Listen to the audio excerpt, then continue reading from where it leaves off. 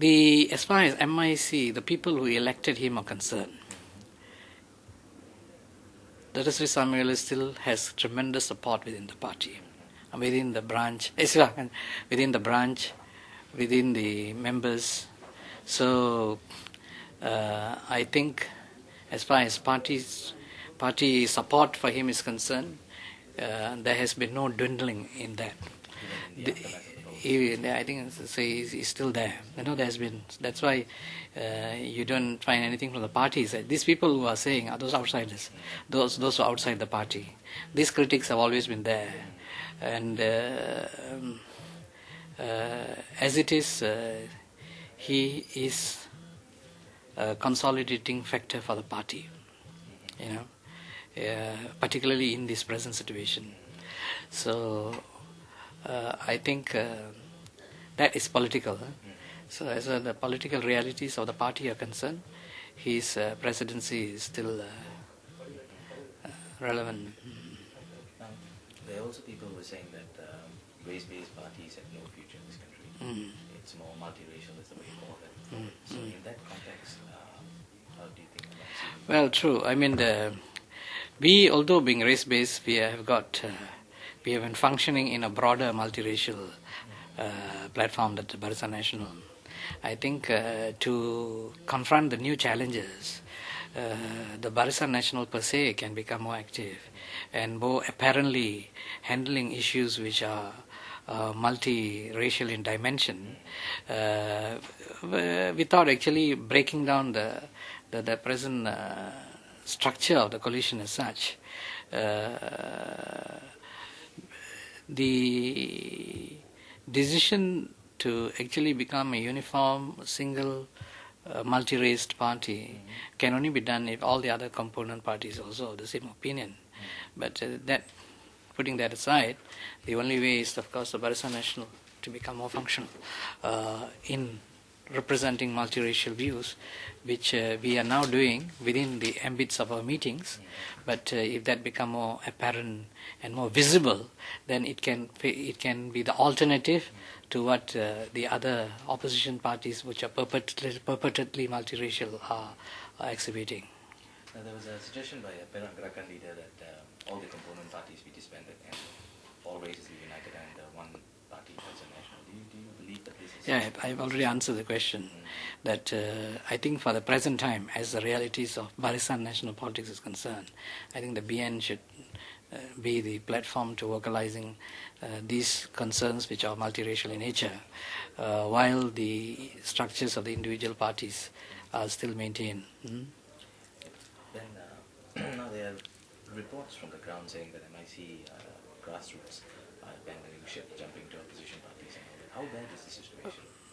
Not that we have, I mean, these are all rumors which we have, which we have not had any real, serious grassroots leader having gone across, There were, of course, those who were opposed to us, who have always been there. And some of them had actually remained in the party, but they've been opposed even before this. They might have seen to be doing that or not, but although I've heard of this kind of rumors, but in terms of real report of the so and so as the person has gone, we have not any such reports. So I don't think it's a major thing at the present moment. Now, what about losing the Works Ministry? Some people consider it as a blow to MIC. We have had that for a long time. According to the Prime Minister, he says all ministries are equally important.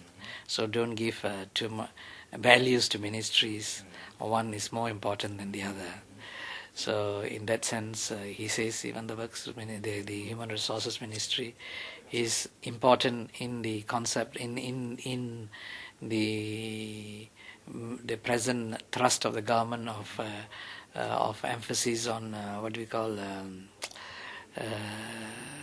capacity building, so human resource development. capital development, human capital development. So that is the main thrust of the government. So we are putting you into a ministry, which is one of the main goals of the government, is this human capital development, and which he feels that is one of the most important requirements of the Indian community at the present time. So it's difficult for us to ascribe values to ministries and see which is more superior, which is less superior, and to get disturbed by it. So I know the concern, but I think explanation has been given by the leaders who made the decision, so we accept it. And we will use the platform which has been given to us to achieve whatever we wanted to achieve as far as the community is concerned. One last question. What is your hope as the MIC Secretary General, as the only Indian Food Minister in the Cabinet? What is your hope for the community at large? The community has been fighting, a long battle. See, I did an analysis. I think we will have about 600,000 approximately families in Malaysia, Indian families. If you take one family is 3 to 4 people, approximately that will be the amount. Our population is around that. Out of which 1/3 actually are quite okay. They don't require any support from any other agencies to take care of them. The other 2/3, 1/3 actually want all the facilities which are available within the government to be available to them fairly, so they can plug into that system and develop themselves. And the other third is the one who actually requires some kind of proactive intervention because of some reasons, so that they could come up the social ladder and to be competitive. So these two groups, I think we are fighting for their needs, in the sense that we want the government to provide opportunities which are available to others in terms of training, educational opportunities, job opportunities, so that they can make avail of that and strengthen themselves. And to the other group in terms of capacity building, poverty eradication programs, training for those in the lower income group, we will also, that third group also will come up. So once we have achieved those two targets, then the Malaysian Indian community will be pari passu in the same status as the other communities in this country, and we will be able to play its legitimate role as equal citizens of the country. I think once we reach the target, I think our goal would have been achieved. Then we'll be in a better place to. So this we will do, because I consider this as a transition period in our social evolution of an estate-based community to an urban-based community.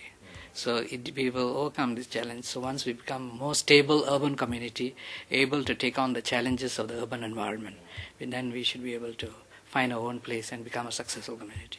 So you do agree that this is actually a political awakening that's been experienced by the Indian Yes, community? yeah. Cannot be denied. Yeah, of course, there has been effect.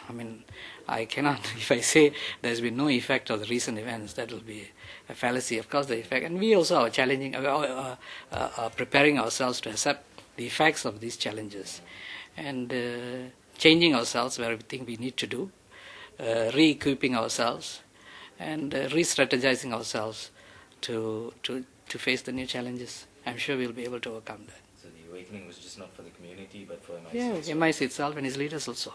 Yeah.